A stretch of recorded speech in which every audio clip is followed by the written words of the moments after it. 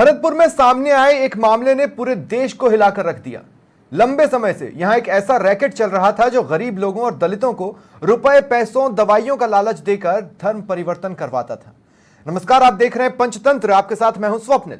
आज भरतपुर संभाग का ऐसा लोकल मुद्दा जो पूरे देश में छाया हुआ है, जिसके सामने आने के बाद ये सवाल खड़े हो रहे हैं कि कहीं ये रैकेट, धर्मांतरण का ये सेंटर किसी बड़ी साजिश का हिस्सा तो नहीं है।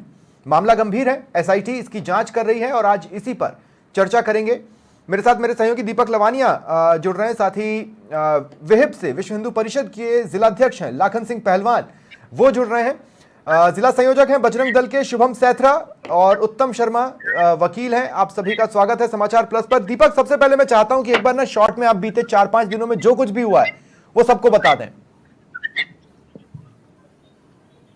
बिल्कुल स्वप्निल, सबसे पहले मामला सामने आया था, हाईवे पर एक होटल है वहां जो कि मैरिज होम भी वहां पर संचालित होता है, वहां ये मामला सामने आया था। विश्व हिंदू परिषद, बजरंग दल और एबीवीपी के कार्यकर्ताओं को जानकारी मिली थी कि लाइलाज बीमारी का इलाज करने के नाम पर लोगों का धर्म परिवर्तन वहां उस होटल में किया जा रहा है। इस सूचना के बाद ये सभी लोग वहां पहुंचे, इन्होंने वहां उस कार्यक्रम में व्यवधान किया। पुलिस भी मौके पर पहुंची और पुलिस ने कई लोगों को वहां से हिरासत में लिया था। उसके बाद एक दूसरी घटना हुई है समीपवर्ती पीपला गांव में, जो कि उत्तर प्रदेश की सीमा से लगता हुआ गांव है।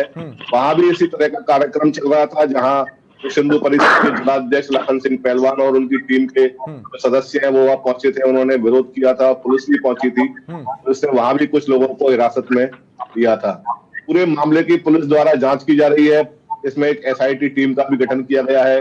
खुद एसपी मृदुल कच्छावा पूरे मामले की मॉनिटरिंग कर रहे हैं। सीओ, एडिशनल एसपी सहित जो अटलवन थाना प्रभारी है, डीएसटी टीम है, साइबर सेल है की टीम है, उनको इसका एसआईटी का सदस्य बनाया गया है।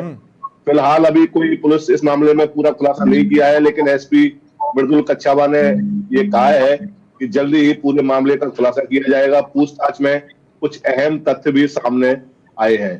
इसीलिए मैंने सवाल उठाया कि कहीं ये किसी बड़ी और गहरी साजिश का हिस्सा तो नहीं है। लाखन सिंह पहलवान जी, मैं आपके पास आ रहा हूं और मैं इस सवाल के साथ आ रहा हूं कि लगभग कितने समय से ये सब कुछ चल रहा था और इसकी जानकारी पता कैसे चली? सर बहुत बहुत धन्यवाद आपका, आपके चैनल पे हमने बुलाया और अपनी बात रखने का मौका दिया। सबसे पहले आप सभी को और आपकी टीम को धन्यवाद। चलिए, हमारी तरफ से भी सर ये 3 साल से। हाँ जी सुन पा रहे हैं सर? जी बोले। 2 साल से हम इसमें लगे हुए थे, हमारी पूरी टीम इसमें लगी हुई थी, मगर क्या कि हमारे पास कोई साक्ष्य नहीं थे और वो उल्टा हमें केस में फंसाने की धमकी देते थे। अच्छा। तो फिर हमने ऊपर उच्च अधिकारियों से भी बात की तो उन्होंने कहा कि पहले साक्ष्य जुटाइए। फिर हमने लगातार इन पे नजर रखी। नजर रखने के बाद एक मैटर अभी 6-7 साल भर हो गया, एक रीको रोड पे और पकड़ा था हमने ऐसा ही। अच्छा। हाँ। वहां भी लोग ऐसे ही वही योहन्ना, यालाहू और ये पानी वानी का नाटक था। तो वहां महिलाएं ज्यादा थी, क्योंकि ये महिलाओं का टारगेट ज्यादा करते हैं, बच्चियों को ज्यादा टारगेट करते हैं जो 18 साल से कम उम्र की होती।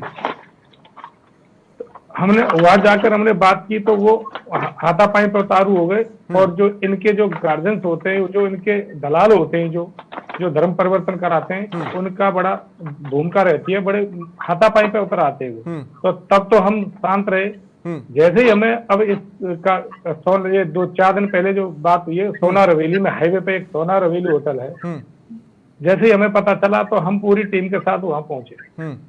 वहां पहुंचने के बाद उनकी लाइव इस बड़ी स्क्रीन पे प्रोग्राम चल रहा था और वहां कोई प्रोफेट बाजिंदर सिंह करके है जो चंडीगढ़ से है। अच्छा। हाँ। वो इन लोगों को पूरा बता रहा था कि आपके देवी देवता जो 33 करोड़ देवी, हिंदुओं के देवी देवता कितने हैं कि 33 करोड़, तो आपकी शक्ति है वो 33 करोड़ जगह बटी हुई है और हमारा गॉड है एक ईसा मसीह। तो ये सब ये आयोजन खुले में हो रहा था? जी सर, ये आयोजन खुले में हो रहा था? नहीं, एक हॉल के अंदर हो रहा था। अच्छा, ठीक है। हाँ। और लगातार ये जब हमने उनसे पूछा तो वो पहले जैसा ही व्यवहार करने लगे, मोबाइल छीन लिए, मोबाइल छिना लिए, कोई रिकॉर्डिंग नहीं होने दी। और वो ऊपर करके वो प्रार्थना करने लग गए हमें भस्म करने के लिए। अच्छा अच्छा। मतलब उन्होंने जो भ्रम फैला रखा है ना कि हम जो भी करते हैं तो हम दूसरे को सही भी कर सकते हैं और दूसरे को भस्म भी करवा सकते हैं। तो मैंने कहा भैया आप हमें भस्म करा दो तो हम भी ईसा मसीह को मान जाएंगे। होली वाटर था, पानी पिलाते हैं, बीमारी के बहाने से, इलाज के बहाने से, शादी विवाह के लालच के हिसाब से ठीक है। पैसा देते हैं और उनको ये वहां बुलाते हैं। ठीक है। उत्तम भाई एक बात बताइए, कानून इसे किस नजर से देखेगा? मुझे बहुत अच्छे से याद है कि धर्मांतरण को लेकर सुप्रीम कोर्ट ने ऑलरेडी ऐतिहासिक फैसला दिया हुआ है। मैं ये पूछना चाह रहा हूं कि अगर लोगों को झांसा दिया तो लोगों ने स्वेच्छा से ही धर्म परिवर्तन किया, भले ही वो धोखे में किया, लेकिन कानून इसे किस नजर से देखेगा?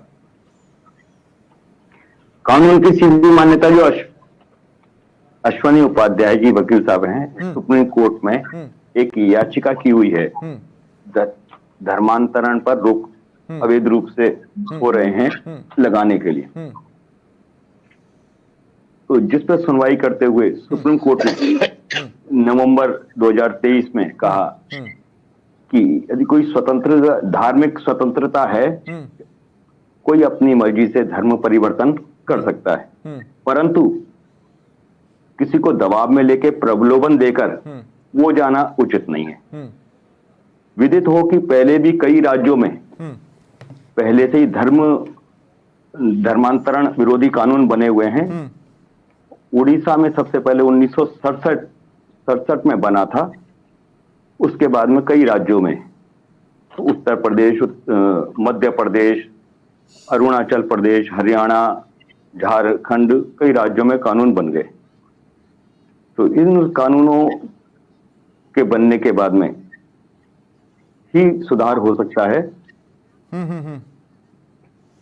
नहीं, सुधार हो सकता है, लेकिन देखिए उत्तम भाई मैं पूछना क्या चाह रहा हूं, उत्तम भाई देखिए मैं पूछना क्या चाह रहा हूं कि अगर जैसे एक ग्रुप कलेक्ट हुआ और उसने इन लोगों को बोला कि साहब आपको हम पैसे भी देंगे, दवाइयां भी देंगे, तो ये एक तरह से उनको अपनी तरफ खींचने की कोशिश हुई। मैं ये बोल रहा हूं कि जब लोगों ने ईसाई धर्म अपनाया तो वो इस झांसे में आकर अपनाया, लेकिन उस पर उनकी हाँ भी तो थी। ऐसे में कानून इसे किस तरह से देखेगा? नहीं, इसमें आपको धार्मिक स्वतंत्रता अधिकार बाबा साहब के अम्बेडकर के अनुसार दिया हुआ है, परंतु दूसरे धर्म को आप बदनाम नहीं कर सकते, उसको नीचा दिखा के अपनों नहीं कर सकते। इस वाले प्रकरण में ये हो रहा था, जो ब्रजेंद्र सिंह, प्रोफेट ब्रजेंद्र सिंह मिनिस्ट्री के नाम से यूट्यूब पे चैनल चलाता है और गरीब महिलाएं, निरी, उन लोगों को प्रार्थना सभा आयोजित करता है। ठीक है। मैं खुद उसमें था और मेरे सामने जो पहलवान जी ने कहा कि उनको नीचा दिखाने के लिए कह रहा कि तुम्हारे भगवान 33 करोड़ भगवान हैं, वो आपस में बटे हुए हैं, हमारा परमेश्वर एक है, उनकी सारी शक्ति इसको दी हुई है, यीशु मसीह को, इसलिए वो पावरफुल है, उसे ठीक करने का वो नहीं है। ठीक है। शुभम सैथरा जी, और क्या आपको लगता है कि ये सब किसी बड़ी साजिश का हिस्सा है? जी बिल्कुल भाई साहब, बहुत बड़ी साजिश का हिस्सा है। जो कुंवर सिंह को पकड़ा गया है उसके खाते में 80 लाख रुपए मिले हैं। जो कोरोना काल से पहले 6,000 7,000 की नौकरी करता था, उसके खाते में 80 लाख रुपए कहां से आए? और हमने भी जानकारी करी है, भरतपुर शहर में उसके 14 प्लॉट पाए गए हैं। ये लोग जो बड़ी साजिश के तहत कार्य कर रहे हैं, ये जो कागजों में डॉक्यूमेंटली तो हिंदू बन के काम करते हैं जिससे सरकारी लाभों का फायदा उठाया जाए और ये उसमें षड्यंत्र में नहीं फंसे। उसके अलावा लेकिन ये स्लीपर सेल जो ईसाई मिशनरी है उनके स्लीपर सेल के रूप में ये कार्य कर रहे हैं। अच्छा। जो बड़ी संख्या में लोगों को अधिक से अधिक पैसा देकर, लोभ लालच देकर उनको धर्मांतरण करने का कार्य करते हैं। दीपक लवानिया, मैं एक बात समझना चाहता हूं। देखिए, अगर इस तरह का कोई धार्मिक आयोजन करना हो तो बाकायदा लोकल एडमिनिस्ट्रेशन से परमिशन लेनी होती है। ये तो हुआ पॉइंट नंबर 1। दूसरा, अगर मान लीजिए वेब या बजरंग दल जैसे किसी संगठन को कोई शक है और वो पुलिस के पास पहुंच रहा है, तो पुलिस ये कैसे कह सकती है कि आप सबूत लाइए? भाई वो तो कंप्लेंट लिखेगी और उसके बाद वो जांच करेगी ना। वेब क्यों जांच करेगी? बजरंग दल क्यों जांच करेगा? नहीं, क्या होता है कि हाँ बोले दीपक। सबसे क्या होता है कि कई ऐसे कार्यक्रम हैं जो कि आए दिन मैरिज होमों में ऐसे मैरिज होम होते हैं, जो धर्मशालाएं होती है, वहां आयोजित होते रहते हैं। उनकी कोई प्रशासन से मंजूरी नहीं ली जाती है। जैसे कि मैं बताऊं आपको, एक भोले बाबा का कार्यक्रम चलता है, उसमें बड़ी संख्या में लोग आते हैं और पूरा प्रशासनिक लवाजमा उत्तर प्रदेश का वहां का उनके साथ आता है और उनका कोई सम्मेलन होता है और बड़ी संख्या में वहां लोग मौजूद रहते हैं। कोई किसी का स्थानीय प्रशासन का हुआ उसकी तरफ बिल्कुल ध्यान नहीं जाता कि आखिर इतनी सारी भीड़ भरतपुर में क्यों आई है, किसने बुलाई है, क्या वजह है। यही उन्हीं में से एक कार्यक्रम ये था। इन लोगों का जो निशाना होते हैं स्वप्निल, वो होते हैं दलित समाज के लोग, कच्ची बस्तियों में रहने वाले लोग, ग्रामीण इलाकों में रहने वाले दलित समाज के लोग, जो कि आर्थिक समस्याओं से ग्रस्त रहते हैं, जूझते रहते हैं, आर्थिक समस्या का हमेशा सामना करते हैं। उन लोगों को ये प्रलोभन देते हैं इस तरह के कामों के लिए, और वही लोग इन कार्यक्रमों में उनकी संख्या ज्यादा होती है। अभी पिछले दिनों मैं आपको एक छोटी सी बात बताना चाहूंगा कि 25 दिसंबर को ईसाई जो समुदाय है वो यीशु मसीह का जन्मदिन मनाता है। हाँ बिल्कुल, हर 25 दिसंबर को ये क्रिसमस डे मनाते हैं। हर 25 दिसंबर को ये कार्यक्रम होता है, लेकिन वो कार्यक्रम उनके चर्च में होते थे। हाँ। पहली बार भरतपुर में शोभा यात्रा निकाली गई थी बाजारों में, बाजार में भव्य शोभा यात्रा निकाली गई थी और बड़ी संख्या में शोभा यात्रा में दलित समाज के लोग भी शामिल थे। बिल्कुल, ये जो इनका काम है, धंधा है, ये चल रहा है। लोगों को ये इलाज के नाम पर, आर्थिक समस्या दूर करने के नाम पर गलाते तो है। थोड़ी सी क्लैरिटी मैं चाहता हूं कि यहाँ पर मिले। लाखन सिंह पहलवान से मैं पूछना चाहता हूं, लाखन सिंह पहलवान जी, आपकी किसी ऐसे व्यक्ति से बात, भाई 20,000 से ज्यादा लोगों ने धर्म परिवर्तन किया है, इनमें से कुछ लोगों से क्या आपकी बातचीत हुई है? क्या इनका ये कहना है कि हमें झांसा दिया गया, हमें ये सब बोला गया? खुद कुंवर सिंह ने ये एक्सेप्ट किया था, जो सोना रवेली, हम उनसे पूछ रहे थे, वो मेरे गांव के बगल का ही गांव का है। तो जब उसने हमको पहचाना तो वो बोला कि भाई आप सही सही बताओ करते क्या हो। तो उसने कहा कि साहब हमसे कुछ मत कहो, हम सारी बात बता देते। तो हम 8-10 लोग थे, तो उसने कहा कि साहब 20 जगह तो सेंटर चल रहे हैं हमारे, और यही चल रहा है। भाई पैसा कहाँ से आता है इसके खर्चे के लिए? भाई मैरिज होम में हो, आप खाना भी खिला रहे हो, पानी भी पिला रहे हो, मैरिज होम का भी किराया है, ये पैसा कहाँ से आता है? तो इस बात पे वो चुप हो गया। मैं कि भाई कुंवर सिंह कैसे ही बताओ, आप भी हमारे भाई हो, आप हिंदू हो। तो उसने बताया कि साहब ये कोई बाजिंदर नाम का, प्रॉफिट बाजिंदर सिंह नाम का है, वो पैसा डालता है हमारे लिए ऑनलाइन खाते में। तो हमें आपत्ति ये नहीं है सर कि ये धार्मिक उत्पाद कर रहे, पर हमारे हिंदू देवी देवताओं को, जो हमारे पूजनीय, उनको गाली देते हैं और उनके फोटो, जो तस्वीर उन लोगों के, तो आपका प्रयास क्या है? उनको फाड़ के, आपका प्रयास क्या है कि इन लोगों की घर वापसी हो, या फिर चूंकि हिंदू देवी देवताओं का अपमान हुआ है इसलिए उन लोगों पर कार्रवाई हो और गिरोह का भंडाफोड़ हो? गिरोह का भंडाफोड़ होना चाहिए साहब। और हमारे जो हिंदू हैं, घर वापसी हो, जो बेला फुसलाकर पैसे का लालच देकर जो इन्होंने बगला रखा उनको, उनकी घर वापसी का हमारा यही है। ठीक है, तो क्या शुभम सैथरा जी, क्या ये लोग घर वापसी को तैयार हैं? क्या उन्हें भी इस बात का एहसास है कि उन्हें झांसा दिया गया? कुछ लोगों को तो बरगलाया गया है, और हम भी अपने संगठन के थ्रू, जो भी संत समाज है, उनके साथ में मिलकर हम प्रयास करेंगे, जितने भी लोगों को बरगलाया गया है उनमें से अधिक लोगों की घर वापसी किया जाए। जो उनका माइंड वॉश किया गया है, उनके दिमाग को सही करके जितने भी लोग हैं, लेकिन हम श्योर नहीं है ना कि ये ऐसे कितने लोग हैं। मतलब हम तो 20,000 एक अनुमानित आंकड़ा बता रहे हैं, क्या सचमुच 20,000 का आंकड़ा सही है? कम से कम 20,000 है, और ये अधिकतम 25,000 भी हो सकते हैं। जब हम ये मान रहे हैं कि क्रिसमस डे पर 20,000 की संख्या, तो जो रैली निकालते हैं तो उनके लेकिन क्रिसमस डे पर शोभा यात्रा निकालना तो उनका अधिकार है शुभम भाई, वो कर सकते हैं। नहीं तो सभी, ये तो हिंदू जो डॉक्यूमेंट में वो हिंदू बने हुए हैं, सरकारी लाभों का फायदा उठा रहे हैं, और वो जो स्लीपर सेल के तौर पर ईसाई धर्मांतरण होकर वो काम कर रहे हैं, लोगों को धर्मांतरित कर रहे हैं। ये बिल्कुल उस तरीके से काम करते हैं जो MLM कंपनियां होती हैं, इनको टारगेट दिए जाते हैं कि 1 को 2 जोड़े, 2 को 4 जोड़े, हर किसी को टारगेट दिया जाता है। एक को कन्वर्ट करने पे, जो कन्वर्ट होता है उसको 51,000 रुपए मिलते हैं, जो कन्वर्ट करने वाला था उसको 25,000 रुपए मिलते हैं। अच्छा, तो ये एक संगठित गिरोह की तरह से काम कर रहे हैं, आप ये कह रहे हैं? प्रॉपर 1 नंबर में काम करते हैं। इन्होंने कंपनी बना रखी है उसी तरीके से। जो पीपला में हमने जो अजय सिंह को बंद करवाया था, इसको पास्टर की उपाधि दी गई है। तो मतलब अभी और भी सेंटर चल रहे होंगे? मतलब ये तो वो प्याज की पहली परत ही निकली, अभी तो और भी पड़ते हैं।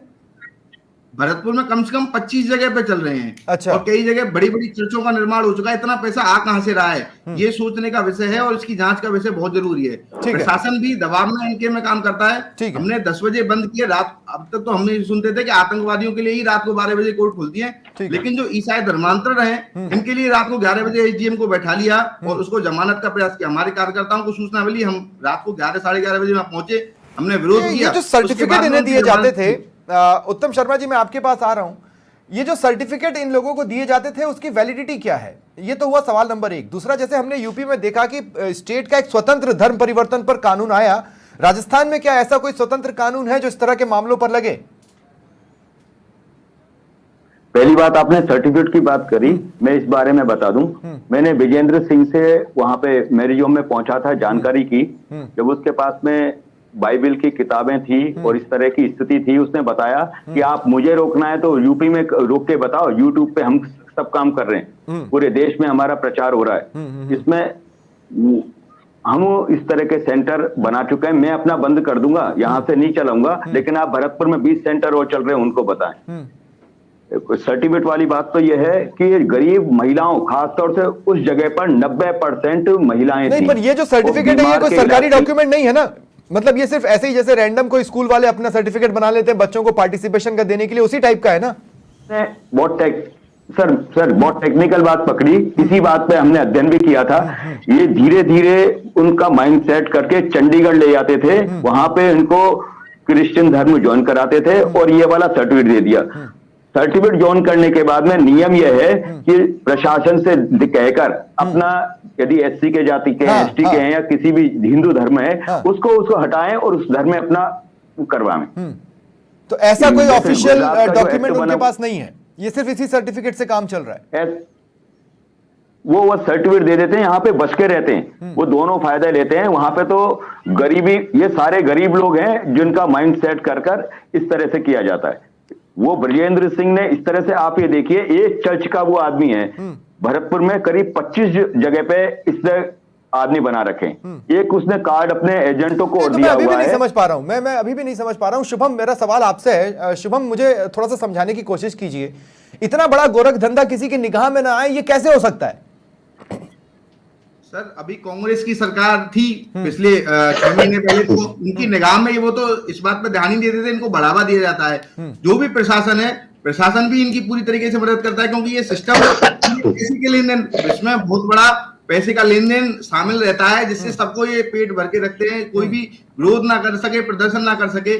और उसके अलावा जो हमारे कार्यकर्ता हैं, अगर वो विरोध भी करते हैं तो उन पर उल्टे केस लगा दिए जाते थे। अभी हमने ये जो इतना बड़ा कदम उठाया, ये महिलाओं को आगे रखते हैं, जिससे हम पे गलत तरीके से केस लगा रखे हैं। और इन्होंने छोटी छोटी 18-19 साल की लड़कियों को टारगेट कर रखा है, उनको कन्वर्ट करने में ये ज्यादा ध्यान देते हैं, जिससे कि आगे की पूरी पीढ़ी ही ईसाई परिवर्तित हो जाए। वो ईसाई लड़के से शादी करेगी, ईसाई बच्चों को पैदा करेगी, तो एक लड़की से ये 5 लोगों को टारगेट करते हैं, जो आगे आने वाली पीढ़ी है। पर ये कई स्टेट्स में चल रहा है, इस तरह की घटनाएं छत्तीसगढ़ में भी सामने आई हैं, कुछ अन्य स्टेट्स में भी सामने आई हैं, झारखंड में भी सामने आई हैं। लेकिन जहां पर जो हो रहा है वो सामने आता है, नजर में आता है। लाखन सिंह पहलवान, आपके हिसाब से क्या कारण है कि ये ढका छिपा रह गया? अगर ये 5-6 साल, 10 साल, 15 साल से मान लीजिए अगर चल रहा था, तो कभी ना कभी किसी की तो निगाह में आता ना, क्योंकि इसी पीरियड में कभी बीजेपी रही है, कभी कांग्रेस रही है। ये बात सिर्फ कांग्रेस की नहीं है। सर, ये एक्चुअली क्या है कि पहले कभी किसी को इस और ध्यान ही नहीं गया कि क्या करते हैं, क्योंकि सब अपने यहाँ क्या है, सभी भाईचारा है, आपस में सभी का भाईचारा है। तो जो भी ये प्रक्रिया करते थे, भजन संध्या जो भी करते थे, सब ये था कि अपना कर रहे होंगे, कोई बात नहीं। जब ये पता चला कि इतना बड़ा टारगेट करके और इतना बड़ा षड्यंत्र रच रहे हैं ये लोग, धीरे धीरे जागरूकता आई है, उसके बाद पता चला है, जब ध्यान देने लगे। ऐसी बात नहीं है कि ये नया हुआ हो, 3-4 साल की तो ये बोल ही रहे हैं कि 3-4 साल से हम लगातार इस प्रक्रिया में हैं। अब पता नहीं इससे पहले भी कितना चल रहा होगा। ठीक है। दीपक लवानिया, अंतिम सवाल। जैसा कि मैंने कहा, जैसे हम मैरिज करते हैं तो मैरिज सर्टिफिकेट बनता है, उसकी एक वैलिडिटी होती है, वो एक ऑफिशियल डॉक्यूमेंट है जो कि रजिस्टर किया जाता है। उसी तरह से घर का या जब हम पैदा होते हैं तो जो बर्थ सर्टिफिकेट बनता है, या जब कोई किसी को हम खो देते हैं तो डेथ सर्टिफिकेट बनता है, उसकी एक वैलिडिटी होती है। ये जो सर्टिफिकेट हम देख रहे हैं, इसकी कोई वैलिडिटी दिख नहीं रही है, कम से कम देखने में जो महसूस हो रहा है। मेरा सवाल सिर्फ इतना सा है कि अगर कंप्लेंट एडमिनिस्ट्रेशन तक या पुलिस तक पहुंची तो जांच करना किसका काम था? जांच करना तो उन्हीं का काम था ना, कि भाई अगर कोई गोरख धंधा चल रहा है और आपके नाक के नीचे चल रहा है तो आप जांच कीजिए ना, हम थोड़ा ना सबूत लेकर आएंगे। बिल्कुल सप्रेल, एसपी मृदुल कच्छावा से हमारी बात हुई थी, उन्होंने कहना है कि बिल्कुल गंभीरता से पूरे मामले को लिया गया है, पूरे मामले की गंभीरता से जांच चल रही है। जो आरोपी गिरफ्तार किए हैं उनसे पूछताछ में कई तथ्य निकलकर सामने भी आए हैं। जल्दी ही पूरे मामले का खुलासा किया जाएगा। एसआईटी टीम का गठन कर दिया गया है, क्योंकि जैसा कि लाखन सिंह पहलवान जो कि अध्यक्ष हैं वेब के, उन्होंने अभी पिछले दिनों जब मुख्यमंत्री भजनलाल शर्मा भरतपुर दौरे पर आए थे विश्वविद्यालय में, तो वहां उनको ज्ञापन भी दिया था। मुख्यमंत्री की निगाह में भी ये पूरा मामला आ चुका है। बिल्कुल निश्चित तौर पर पूरे मामले की जांच होगी और जो तो एसआईटी की जांच कहां तक पहुंची है? एक सवाल और मैं जोड़ रहा हूं दीपक, एसआईटी की जांच कहां तक पहुंची है? कुछ आइडिया लग पा रहा है? अभी स्वप्निल, एसआईटी का गठन अभी 2 दिन पहले हुआ है, तो बिल्कुल अभी जो जांच की प्रक्रिया है वो अभी जारी है और उसके बाद ही जब पूरा कुछ इस मामले में खुलासा हो सकेगा कि क्या आखिर पूरा माजरा है, क्या है, किस तरह से ये लोग धर्म परिवर्तन कराते हैं कि नहीं कराते हैं। ये सारी जो बातें हैं वो एसआईटी की जो जांच चल रही है उस जांच के बाद ही सामने आ पाएगी। लेकिन एसआईटी की जो टीम है, जो टीम के सदस्य हैं, वो पूरी गंभीरता के साथ मामले की जांच कर रहे हैं। बहुत बहुत शुक्रिया करता हूं मैं आप सभी का। दीपक भी इस खबर पर नजर बनाए रहेंगे। अगर ये अंदेशा है कि कोई बड़ा रैकेट काम कर रहा है तो उस रैकेट का पर्दाफाश होना चाहिए। बहुत बहुत शुक्रिया आप सभी का मेरे साथ पंचतंत्र में जुड़ने के लिए।